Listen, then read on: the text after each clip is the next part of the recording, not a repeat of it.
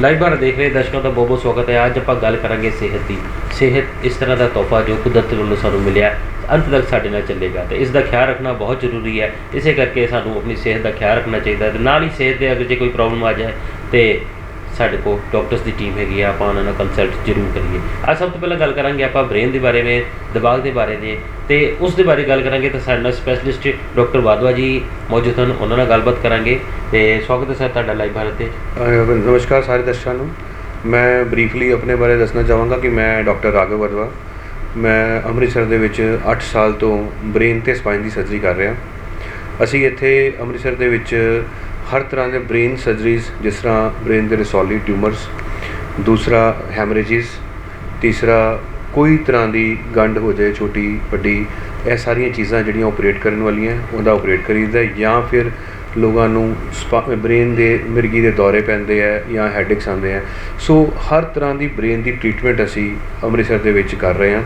ਦੂਸਰਾ ਅਸੀਂ spine surgeries ਵੀ ਕਰ ਰਹੇ ਹਾਂ। ਸਪਾਈਨ ਦੇ ਵਿੱਚ ਸਪਾਈਨ ਦੇ ਟਿਊਮਰ ਦੀ, ਹਰ ਤਰ੍ਹਾਂ ਦੇ ਸਪਾਈਨ ਟਿਊਮਰਸ, ਦੂਸਰਾ ਸਪਾਈਨ ਦੇ ਫ੍ਰੈਕਚਰਸ, ਰੋਡ ਟ੍ਰੈਫਿਕ ਐਕਸੀਡੈਂਟ ਤੋਂ ਬਾਅਦ ਜਿਹੜੇ ਫ੍ਰੈਕਚਰ ਹੋ ਜਾਂਦੇ ਹੈ, ਲੋਕਾਂ ਨੂੰ ਅਧਰੰਗ ਹੋ ਜਾਂਦਾ ਹੈ ਜਾਂ ਕਹਿ ਲਓ ਕਿ ਨੀਚੇ ਵਾਲਾ ਪੋਰਸ਼ਨ ਨਹੀਂ ਚੱਲਦਾ, ਲੱਤਾਂ ਦੋਨੋਂ ਰਹਿ ਜਾਂਦੀਆਂ, ਉਹਨਾਂ ਨੂੰ ਸਪਾਈਨ ਫਿਕਸੇਸ਼ਨ ਕਰਕੇ ਅਸੀਂ ਉਹਨਾਂ ਦੀ ਸਰਜਰੀ ਕਰਨੇ ਆ। ਜਾਂ ਫਿਰ ਡਿਸਕ ਆਪਰੇਸ਼ਨਸ, ਸਪਾਈਨ ਦੇ ਛੋਟੇ ਛੋਟੇ ਡਿਸਕ ਆ ਜਾਂਦੇ ਹੈ, ਐਂਡੋਸਕੋਪਿਕ ਸਰਜਰੀਜ਼, ਮਾਈਕਰੋਸਕੋਪਿਕ ਸਰਜਰੀਜ਼, ਜਾਂ ਫਿਰ ਓਪਨ ਕਰਕੇ ਸਕਰੂ ਫਿਕਸੇਸ਼ਨ, ਸਾਰੀਆਂ ਸਰਜਰੀਜ਼। ਸੋ ਇਹ ਫੈਸਿਲਿਟੀਜ਼ ਅਸੀਂ ਪੂਰੇ ਅੰਮ੍ਰਿਤਸਰ ਨੂੰ ਦੇ ਰਹੇ ਹਾਂ। ਮੈਂ 8 ਸਾਲ ਤੋਂ ਅੰਮ੍ਰਿਤਸਰ ਦੇ ਵਿੱਚ ਇਹ ਸਾਰੀ ਪ੍ਰੈਕਟਿਸ ਕਰ ਰਿਹਾ ਹਾਂ। ਹੁਣ ਜਿਸ ਤਰ੍ਹਾਂ ਸਾਡੇ ਬ੍ਰਦਰ ਨੇ ਸਾਨੂੰ ਕੁਐਸਚਨ ਪੁੱਛਿਆ ਹੈ ਕਿ ਬ੍ਰੇਨ ਦੇ ਵਿੱਚ ਕਿਸ ਤਰ੍ਹਾਂ ਦੀ ਪ੍ਰੋਬਲਮਸ ਆਉਂਦੀਆਂ ਅਤੇ ਕਿਸ ਤਰ੍ਹਾਂ ਦੀਆਂ ਚੀਜ਼ਾਂ ਹੁੰਦੀਆਂ।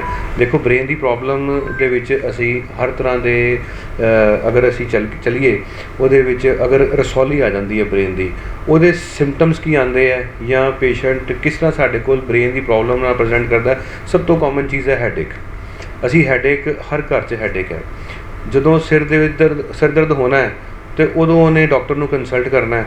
ਹੈਡੇਕ ਦੇ ਪਿੱਛੇ ਕਾਰਨ ਹੈ ਸਿੰਪਲ ਮਾਈਗ੍ਰੇਨ। ਅੱਜ ਕੱਲ੍ਹ ਗਰਮੀ ਦਾ ਸੀਜ਼ਨ ਹੈ, ਹਰ ਘਰ 'ਚ ਮਰੀਜ਼ ਨੂੰ ਮਾਈਗ੍ਰੇਨ ਹੈ।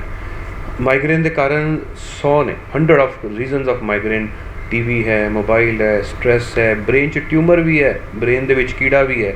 ਸੋ ਇੱਕ ਹੈਡੇਕ ਜਿਹੜੀ ਹੈ ਉਹ ਕਿਸੇ ਤਰ੍ਹਾਂ ਵੀ ਪ੍ਰੈਜ਼ੈਂਟ ਕਰ ਸਕਦੀ ਹੈ ਸਾਡੇ ਕੋਲ।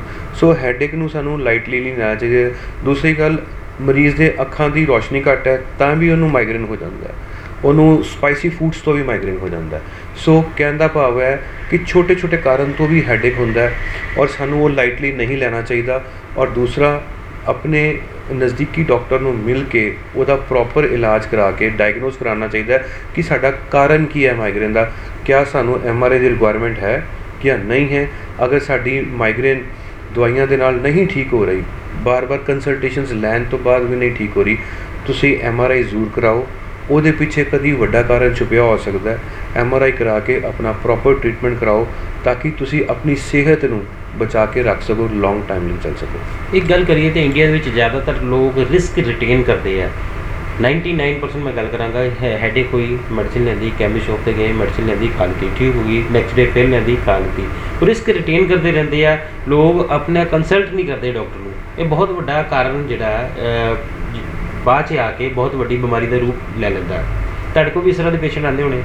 ਹਾਂਜੀ ਬਿਲਕੁਲ, ਮੈਂ ਬਹੁਤ ਆਪਣੀ ਪ੍ਰੈਕਟਿਸ ਦੇਖਦਾ। ਮੇਰੇ ਕੋਲ ਪੇਸ਼ੈਂਟ ਐਂਡ ਸਟੇਜ 'ਤੇ ਪਹੁੰਚਦਾ। ਐਂਡ ਸਟੇਜ ਮਤਲਬ ਕਿ ਜਿਸ ਤਰ੍ਹਾਂ ਭਾਈ ਸਾਹਿਬ ਨੇ ਕਿਹਾ, ਮਲਟੀਪਲ RMPਆਂ ਕੋਲ ਜਾ ਕੇ, ਈਵਨ ਮੈਡੀਸਨ ਸ਼ਾਪ ਤੋਂ ਹੀ ਜਾ ਕੇ, ਘਰੋਂ ਉੱਠੇ ਮੈਡੀਸਨ ਤੋਂ ਜੋਬ ਤੋਂ ਜਾ ਕੇ ਕਿਹਾ ਕਿ ਯਾਰ ਸਾਨੂੰ ਮੈਡੀਸਨ ਦੇ ਦੇ, ਸਾਨੂੰ ਇਹ ਪ੍ਰੋਬਲਮ ਹੈ। ਉਹਨੇ ਉਹਨੂੰ ਬਿਨਾਂ ਡਾਇਗਨੋਸ ਕੀਤੇ, ਬਿਨਾਂ ਦੇਖੇ ਮੈਡੀਸਨ ਦੇਤੀ। ਉਹ ਖਾ ਕੇ ਖਰਾਬ ਹੋ ਕੇ, ਮੈਡੀਸਨਸ ਨੂੰ ਵੀ ਖਰਾਬ ਕਰਕੇ, ਆਪਣੇ ਸਰੀਰ ਨੂੰ ਵੀ ਖਰਾਬ ਕਰਕੇ ਸਾਡੇ ਕੋਲ ਆਉਂਦੇ ਕਿ ਡਾਕਟਰ ਸਾਹਿਬ ਪ੍ਰੋਬਲਮ ਦਾ ਹੱਲ ਹੀ ਨਹੀਂ ਹੋਇਆ। ਮੈਂ ਤੁਹਾਨੂੰ ਇਹੋ ਹੀ ਕਹਾਂਗਾ ਕਿ ਅੰਮ੍ਰਿਤਸਰ ਵਕਨ ਦੇ ਸ਼ਹਿਰ ਦੇ ਵਿੱਚ, ਜਿੱਥੇ ਫੈਸਿਲਿਟੀ ਹਰ ਡੋਰ 'ਤੇ ਅਵੇਲੇਬਲ ਹੈ, ਤੁਸੀਂ ਇਹ ਪ੍ਰੈਕਟਿਸ ਬਿਲਕੁਲ ਬੰਦ ਕਰ ਦਿਓ।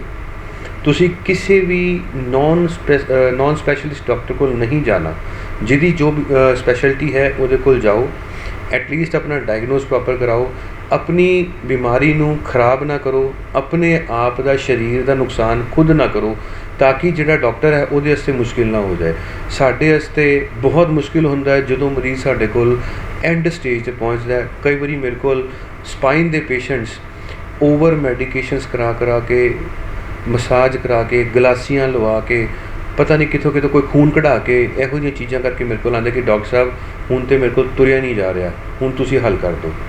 ਅਗਰ ਅਸੀਂ ਇਹੋ ਹੀ ਪਹਿਲੀ ਸਟੇਜ 'ਚ ਆ ਜਾਈਏ, ਜਦੋਂ ਸਾਨੂੰ ਸਪਾਈਨ ਦੀ ਪ੍ਰੋਬਲਮ ਸ਼ੁਰੂ ਹੁੰਦੀ ਹੈ, ਅਸੀਂ ਉਹਦਾ ਪ੍ਰੋਪਰ ਤਰੀਕੇ ਨਾਲ ਡਾਇਗਨੋਸ ਕਰਕੇ ਅਗਰ ਸਰਜਰੀ ਕਰਨੀ ਸਰਜਰੀ ਕਰੀਏ, ਨਹੀਂ ਕਰਨੀ ਹੈ ਮੈਡੀਸਨ ਨਾਲ ਵੀ ਹੱਲ ਹੁੰਦਾ ਹੈ। 80% spine surgeries are not there. 80% cases ਅਸੀਂ ਮੈਡੀਸਨ ਨਾਲ ਵੀ ਹੱਲ ਕਰ ਦਿੰਦੇ ਹਾਂ। ਜਿੱਥੇ ਰਿਕੁਆਇਰਮੈਂਟ ਹੁੰਦੀ ਹੈ ਅਸੀਂ ਉਹਦਾ ਆਪਰੇਸ਼ਨ ਕਰਦੇ ਹਾਂ। ਸੋ ਤੁਸੀਂ ਇੱਕ ਸਪੈਸ਼ਲਿਸਟ ਡਾਕਟਰ ਨੂੰ ਪਹਿਲੇ ਹੀ ਤੁਰੰਤ ਹੀ ਮਿਲਣਾ। ਤੁਸੀਂ ਦੂਸਰੀ ਗੱਲ ਕਰੀਏ ਤਾਂ ਜਿਸ ਤਰ੍ਹਾਂ ਕਿ ਲੋਕ ਪੇਨ ਕਿਲਰ ਲੈ ਲੈਂਦੇ ਆ, ਜਿਹੜਾ ਕਿ ਪਤਾ ਨਹੀਂ ਹੁੰਦਾ, ਸਿਰਫ ਦਰਦ ਦੀ ਗੱਲ ਕੀਤੀ ਤੇ ਕੈਮਿਸਟ ਸ਼ੌਪ ਤੋਂ ਪੇਨ ਕਿਲਰ ਲੈ ਕੇ ਖਾ ਲਿੱਤਾ। ਪੇਨ ਕਿਲਰ ਬਾਰ-ਬਾਰ ਖਾਣ ਦੇ ਨਾਲ ਬੋਡੀ ਦੇ ਵਿੱਚ ਇਸ ਤਰ੍ਹਾਂ ਦੀ ਵੀ ਐਂਟੀਬੋਡੀਜ਼ ਬਣ ਜਾਂਦੀਆਂ ਜਿਹੜੇ ਕਿ ਹੁਣ ਸਹੀ ਦਵਾਈ ਜਿਹੜੀ ਹੈ ਉਹਨੂੰ ਵੀ ਨਹੀਂ ਕੰਮ ਕਰਨ ਦਿੰਦੀ। ਐਂਟੀਬੋਡੀਜ਼ ਨਹੀਂ ਕਿਹਾ ਜਾ ਸਕਦਾ, ਅਸੀਂ ਹਾਂ ਇਹ ਕਹਿ ਸਕਦੇ ਹਾਂ ਕਿ ਬੋਡੀ ਯੂਜ਼ ਟੂ ਹੋ ਜਾਂਦੀ ਹੈ। ਨਾਲੇ ਗਲਤ ਤਰ੍ਹਾਂ ਦੀ ਮੈਡੀਸਨ ਖਾਣ ਦੇ ਨਾਲ ਗੁਰਦਿਆਂ 'ਤੇ ਜ਼ਰੂਰ ਅਸਰ ਪੈਂਦਾ ਹੈ। Every medicine has a side effect. ਉਹਦੀ ਰਿਕਮੈਂਡਡ ਡੋਜ਼ ਅਤੇ ਟਾਈਮ ਪੀਰੀਅਡ ਨਾਲ ਖਾਧਾ ਜਾਏ ਤਾਂ ਕੋਈ ਨੁਕਸਾਨ ਨਹੀਂ। Overdosing, excess dosing and bad dosing habits ਦੇ ਨਾਲ ਮੈਡੀਸਨ ਪਲੱਸ ਪੇਸ਼ੈਂਟ ਦੋਨੋਂ ਸਪੋਇਲ ਹੋ ਜਾਂਦੇ ਆ ਅਤੇ ਅਸੀਂ ਪੇਸ਼ੈਂਟ ਦਾ ਟਰੀਟ ਹੀ ਨਹੀਂ ਕਰ ਪਾਉਂਦੇ। ਪੇਸ਼ੈਂਟ ਕਹੇਗਾ ਜੀ ਡਾਕਟਰ ਸਾਹਿਬ ਮੈਂ ਅੱਜ ਇੰਨੀ ਦੇਰ ਤੋਂ ਪੇਨ ਕਿਲਰ ਖਾ ਕੇ ਥੱਕ ਚੁੱਕਾ, ਹੁਣ ਮੈਨੂੰ ਪੇਨ ਕਿਲਰ ਦਾ ਵੀ ਅਸਰ ਨਹੀਂ ਹੋ ਰਿਹਾ। ਸੋ ਅਸੀਂ ਪਹਿਲੇ ਹੀ ਚੰਗੀ ਤਰ੍ਹਾਂ ਉਸ ਪੁਆਇੰਟ ਨੂੰ ਤਰੀਕੇ ਦੀ ਮੈਡੀਸਨ ਨਾਲ ਹਿੱਟ ਕਰੀਏ ਤਾਂ ਕਿ ਅਸੀਂ ਔਨ ਟਾਈਮ ਹੀ ਰਿਲੀਫ ਲੈ ਲਈਏ। ਸੋ ਓਵਰਡੋਜ਼ਿੰਗ ਕਰਨੀ ਹੀ ਨਹੀਂ ਚਾਹੀਦੀ। ਹਮੇਸ਼ਾ ਹੀ ਤਰੀਕੇ ਦੀ ਮੈਡੀਸਨ, ਆਪਣੀ ਪ੍ਰੋਬਲਮ ਦੇ ਅਨੁਸਾਰ ਮੈਡੀਸਨ ਖਾਣੀ ਚਾਹੀਦੀ ਹੈ। ਇੱਕ ਲੋਕ ਨਾ ਆਪਣੇ ਸਰੀਰ ਨਾਲ ਬੜਾ ਵੱਡਾ ਧੋਖਾ ਕਰਦੇ ਹੈਗੇ। ਜੇ ਉਹਨਾਂ ਨੂੰ ਦਿਮਾਗ ਦੀ ਗੱਲ ਕਰੀਏ ਤਾਂ ਉਹ ਕਹਿੰਦੇ ਮੈਂ ਪਾਗਲ ਨਹੀਂ ਹੈਗਾ। ਸਭ ਤੋਂ ਪਹਿਲਾਂ ਸਵਾਲ ਇਹੀ ਆਉਂਦਾ ਜੇ ਮੈਂ ਪਾਗਲ ਨਹੀਂ ਹੈਗਾ। ਪਰ ਉਹ ਐਜੂਕੇਟ ਕਰਨਾ ਅੱਜ ਦੇ ਸਮੇਂ 'ਤੇ ਜ਼ਿਆਦਾ ਜ਼ਰੂਰੀ ਹੈ ਲੋਕਾਂ ਨੂੰ ਕਿ ਜਿਹੜਾ ਵੀ ਪੇਸ਼ੈਂਟ ਹੈ ਉਹ ਦਿਮਾਗ ਦੀ ਦਵਾਈ ਖਾਣ ਵਾਲਾ ਪਾਗਲ ਨਹੀਂ ਹੁੰਦਾ। ਹੋਰ ਵੀ ਕਈ ਪ੍ਰੋਬਲਮਸ ਹੈਗੀਆਂ। ਇਸ ਤਰ੍ਹਾਂ ਦੀ ਕਿਹੜੀਆਂ ਪ੍ਰੋਬਲਮਸ ਹੁੰਦੀਆਂ ਜਾਂ ਕਿਹੜੇ ਸਿੰਪਟਮ ਹੁੰਦੇ ਜਿਹਦੇ ਕਰਕੇ ਬ੍ਰੇਨ ਰਿਲੇਟਿਡ ਜਿਹੜੇ ਇਲਨੈਸ ਹੈਗੀ ਆ ਉਹਦਾ ਪਤਾ ਲੱਗਦਾ। ਬ੍ਰੇਨ ਰਿਲੇਟਿਡ ਜਿਸ ਤਰ੍ਹਾਂ ਡਿਊ ਟੂ ਸਟ੍ਰੈਸ, ਹਰ ਫੈਮਿਲੀ 'ਚ ਸਟ੍ਰੈਸ ਹੈ, ਹਰ ਪੇਸ਼ੈਂਟ ਨੂੰ ਸਟ੍ਰੈਸ ਹੈ। ਕਿਸੇ ਨੂੰ ਘਰੇਲੂ ਆ, ਕਿਸੇ ਨੂੰ ਬਿਜ਼ਨਸ ਦਾ, ਕਿਸੇ ਨੂੰ ਕੋਈ ਕੰਮ ਦਾ ਸਟ੍ਰੈਸ ਹੈ। ਸੋ ਹਰ ਬੰਦੇ ਨੂੰ ਸਟ੍ਰੈਸ ਹੋਣ ਦੇ ਕਾਰਨ ਗ੍ਰੈਜੂਅਲੀ ਕਈ ਬ੍ਰੇਨ ਦੇ ਸੈਲਸ ਵੀਕ ਹੋ ਜਾਂਦੇ ਹੈ ਔਰ ਪੇਸ਼ੈਂਟ ਮਾਨਸਿਕ ਤੌਰ 'ਤੇ ਬਿਮਾਰ ਹੋ ਜਾਂਦਾ ਹੈ। ਜਦੋਂ ਮਾਨਸਿਕ ਤੌਰ 'ਤੇ ਪੇਸ਼ੈਂਟ ਬਿਮਾਰ ਹੁੰਦਾ ਹੈ ਉਹਨੂੰ ਅਸੀਂ ਸਾਈਕੈਟ੍ਰਿਕ ਪੇਸ਼ੈਂਟ ਕਹਿ ਦਿੰਦੇ ਹਾਂ ਤਾਂ ਕਿ ਉਹ ਸਾਈਕੈਟ੍ਰਿਸਟ ਦੀ ਜਾਂ ਨਿਊਰੋ ਸਾਈਕੈਟ੍ਰਿਸਟ ਦੀ ਓਪੀਨੀਅਨ ਲੈ ਕੇ ਆਪਣੇ ਮਾਨਸਿਕ ਰੋਗ ਦਾ ਇਲਾਜ ਕਰਾ ਸਕੇ। ਲੇਕਿਨ ਕਈ ਮਰੀਜ਼ ਇਹੋ ਜਿਹੇ ਦੇਖੇ ਗਏ ਨੇ ਜਿਹੜੇ ਮੰਨਣ ਨੂੰ ਤਿਆਰ ਹੀ ਨਹੀਂ ਹੁੰਦੇ ਕਿ ਸਾਨੂੰ ਕੋਈ ਸਾਈਕੈਟ੍ਰਿਕ ਇਲਨੈਸ ਹੈਗੀ ਹੈ।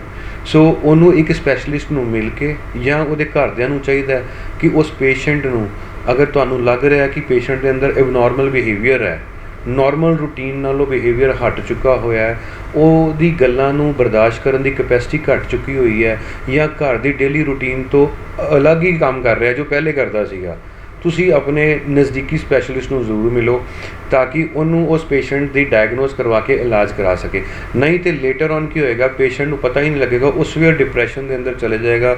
ਜਾਂ ਇਹਨਾਂ ਨੂੰ ਇੱਕ ਟਰਮ ਜਿਸ ਤਰ੍ਹਾਂ ਇਹ ਸਟਾਰਟ ਪੁਆਇੰਟ ਹੁੰਦਾ ਇਹਨੂੰ ਅਕਿਊਟ ਸਾਈਕੋਸਿਸ ਵੀ ਕਹਿੰਦੇ ਹਾਂ ਅਸੀਂ, ਜਾਂ ਫਿਰ ਲੇਟਰ ਔਨ ਉਹ ਡਿਪਰੈਸ਼ਨ 'ਚ ਕਨਵਰਟ ਹੋ ਜਾਂਦੇ ਆ ਔਰ ਸਵੀਅਰ ਡਿਪਰੈਸ਼ਨ ਨਾਲ ਪੇਸ਼ੈਂਟ ਸਫਰ ਕਰ ਰਿਹਾ ਹੁੰਦਾ ਅਤੇ ਪੇਸ਼ੈਂਟ ਨੂੰ ਹੀ ਨਹੀਂ ਪਤਾ ਹੁੰਦਾ ਕਿ ਉਹ ਡਿਪਰੈਸ਼ਨ 'ਚ ਚੱਲ ਰਿਹਾ ਔਰ ਇਹਦਾ ਨੁਕਸਾਨ ਬ੍ਰੇਨ ਦੇ ਉੱਤੇ ਜ਼ਰੂਰ ਪੈਂਦਾ ਕਿ ਸਾਨੂੰ ਉਹਨੂੰ ਠੀਕ ਕਰਨ 'ਚ ਬੜੀ ਪ੍ਰੋਬਲਮ ਆਉਂਦੀ ਹੈ ਔਰ ਲੌਂਗ ਟਰਮ ਤੱਕ ਮੈਡੀਸਨ ਚੱਲਦੀਆਂ। ਤੁਸੀਂ ਖੁਦ ਹੀ ਅੱਜ ਕੱਲ੍ਹ ਦੇਖਿਆ ਹੋਏਗਾ ਕਈਆਂ ਨੂੰ 8-8 10-10 ਮੈਡੀਸਨ ਚੱਲ ਰਹੀਆਂ ਔਰ ਪੇਸ਼ੈਂਟ ਕੰਟਰੋਲਡ ਹੀ ਨਹੀਂ ਆਉਂਦੇ।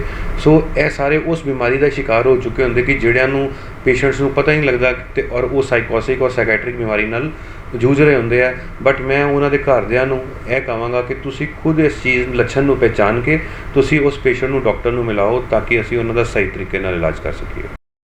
ਅਤੇ ਇਲਾਜ ਦੇ ਨਾਲ ਕੁਝ ਮੈਂ ਤੁਹਾਡੇ ਕੋਲ ਟਿਪਸ ਵੀ ਮੰਗਾਂਗਾ ਜੋ ਕਿ ਸਾਡੇ ਦਰਸ਼ਕਾਂ ਲਈ ਜਿਹੜੀ ਕਿ ਉਹਨਾਂ ਦੇ ਹੈਲਥ ਨੂੰ, ਬ੍ਰੇਨ ਨੂੰ ਹੈਲਥੀ ਮੇਨਟੇਨ ਕਰਨ ਦੇ ਵਿੱਚ ਹੈਲਪਫੁਲ ਰਹਿਣ। ਟਿਪਸ ਇਹੋ ਹੀ ਹੈ ਕਿ ਸਟ੍ਰੈਸ ਘੱਟ ਲਿੱਤਾ ਜਾਏ, ਜੋ ਹੋਣਾ ਜ਼ਿੰਦਗੀ 'ਚ ਆਲਰੇਡੀ ਹੋ ਜਾਣਾ। ਸਾਨੂੰ ਓਵਰ ਸਟ੍ਰੈਸਿੰਗ ਲੈ ਕੇ ਕੋਈ ਫਰਕ ਨਹੀਂ ਪੈਣਾ। ਯੈਸ, ਕੰਸਰਨ ਜ਼ਰੂਰੀ ਹੈ, ਆਪਣੇ ਉਦੇਸ਼ ਨੂੰ, ਲਕਸ਼ ਨੂੰ ਪੂਰਾ ਕਰਨਾ ਬਹੁਤ ਜ਼ਰੂਰੀ ਹੈ। ਉਹਦੇ ਵਾਸਤੇ ਸਵੇਰੇ ਮਾਰਨਿੰਗ ਵਾਕ ਕਰੋ ਤਾਂ ਕਿ ਤੁਹਾਡਾ ਦਿਮਾਗ ਸ਼ਾਂਤ ਰਹੇ।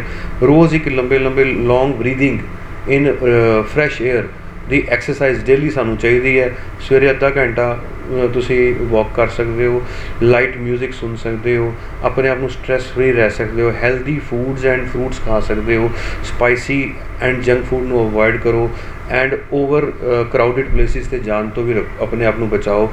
ਔਰ ਸਭ ਤੋਂ ਵੱਡਾ ਜਿਹੜੀ ਸਾਡੀ ਬਾਡੀ ਦੇ ਵਿੱਚ ਸਾਨੂੰ ਡੇ 1 ਤੋਂ ਕਹਿ ਲਓ ਕਿ ਇੱਕ ਚੀਜ਼ ਮਿਲੀ ਹੈ, ਦੈਟ ਇਜ਼ ਸਲੀਪ। ਸਾਨੂੰ ਇੱਕ ਆਪਣੀ ਸਲੀਪ ਪ੍ਰੋਪਰ ਰੱਖਣੀ ਚਾਹੀਦੀ ਹੈ, at least 6 to 8 hours according to persons. ਕਿ ਮੇਲ ਐਂਡ ਫੀਮੇਲ 'ਚ ਡਿਫਰੈਂਟ ਪੈਟਰਨ ਹੈ ਸਲੀਪ ਦਾ। ਸਾਨੂੰ ਆਪਣੀ ਜੌਬ ਦੇ ਰਿਗਾਰਡਿੰਗ ਵੀ ਸਾਨੂੰ ਸਲੀਪ ਨੂੰ ਵੀ ਲੈਣਾ ਚਾਹੀਦਾ। ਓਵਰ ਸਟ੍ਰੈਸਿੰਗ ਜੌਬ ਹੈ, ਥੋੜ੍ਹਾ ਜ਼ਿਆਦਾ ਲੈਣਾ ਚਾਹੀਦਾ। ਲਾਈਟ ਸਟ੍ਰੈਸਿੰਗ ਹੈ, light sleep. So minimum 6 to 8 hours of sleep should be required for the body to heal the mind. ਸਾਡਾ ਦਿਮਾਗ ਜਿਹੜਾ ਹੈ ਬਰਡਨ ਸਾਰੇ ਦਿਨ ਦਾ ਲੈ ਕੇ, ਸਾਡੀ ਬੋਡੀ, ਸਾਡੀ ਬੈਕ, ਸਪਾਈਨ, ਸਾਡੇ ਮਸਲਸ ਸਾਰੇ ਦਿਨ ਦਾ ਬਰਡਨ ਚੁੱਕ ਕੇ ਰਾਤ ਤੱਕ ਥੱਕ ਚੁੱਕੇ ਹੁੰਦੇ ਆ। ਅਗਰ ਸਾਨੂੰ 8 ਘੰਟੇ ਦੀ ਸਲੀਪ ਮਿਲੇ, ਨੈਕਸਟ ਮਾਰਨਿੰਗ ਅਸੀਂ ਸਾਰਾ ਦਿਨ ਫਰੈਸ਼ ਹੋ ਕੇ ਕੰਮ ਕਰ ਸਕਦੇ ਹਾਂ। ਤੇ ਸਨ doctor Raghav Wadhwa MCH neuro surgeon, ਜੋ ਕਿ ਪਿਛਲੇ 10 ਸਾਲਾਂ ਤੋਂ 1000 ਤੋਂ ਵੱਧ ਸਰਜਰੀ ਕਰ ਚੁੱਕੇ ਹਨ ਤੇ ਹਜ਼ਾਰਾਂ ਜ਼ਿੰਦਗੀਆਂ ਨੂੰ ਨਵੀਂ ਮੁਸਕਾਨ ਦੇ ਚੁੱਕੇ ਹਨ। ਸ਼ੂਰ ਹਸਪੀਟਲ ਦੇ ਵਿੱਚ OPD ਇਹਨਾਂ ਦੀ ਟਾਈਮਿੰਗ ਹੈਗੀ ਹੈ ਸਵੇਰੇ 10 ਵਜੇ ਤੋਂ ਲੈ ਕੇ 1 ਵਜੇ ਤੱਕ ਡੇਲੀ ਤੁਸੀਂ ਮਿਲ ਸਕਦੇ ਹੋ ਤੇ ਆਪਣੀ ਕਿਸੇ ਵੀ ਬਿਮਾਰੀ ਲਈ ਕੰਸਲਟ ਕਰ ਸਕਦੇ ਹੋ। ਜੇ ਤੁਹਾਨੂੰ ਆਪਣੀ ਹੈਲਥ ਰਿਲੇਟਡ ਕੋਈ ਵੀ ਇਸ਼ੂ ਆਉਂਦਾ ਹੈ ਤੇ ਇੱਕ ਵਾਰੀ ਡਾਕਟਰ ਨੂੰ ਕੰਸਲਟ ਕਰਨਾ ਬਹੁਤ ਜ਼ਰੂਰੀ ਹੈ। ਜਿਸ ਤਰ੍ਹਾਂ ਕਿ ਮੈਂ ਪਹਿਲਾਂ ਵੀ ਤੁਹਾਨੂੰ ਦੱਸਿਆ ਕਿ ਆਪਣਾ ਸਰੀਰ ਹੀ ਇਸ ਤਰ੍ਹਾਂ ਦਾ ਦੋਸਤ ਹੈ ਜੋ ਅੰਤ ਤੱਕ ਸਾਡੇ ਨਾਲ ਹੀ ਚੱਲੇਗਾ ਤੇ ਇਸ ਦਾ ਖਿਆਲ ਰੱਖਣਾ ਸਾਡਾ ਸਭ ਤੋਂ ਪਹਿਲਾ ਫਰਜ਼ ਬਣਦਾ ਹੈ। ਜੈ ਹਿੰਦ, ਜੈ ਭਾਰਤ।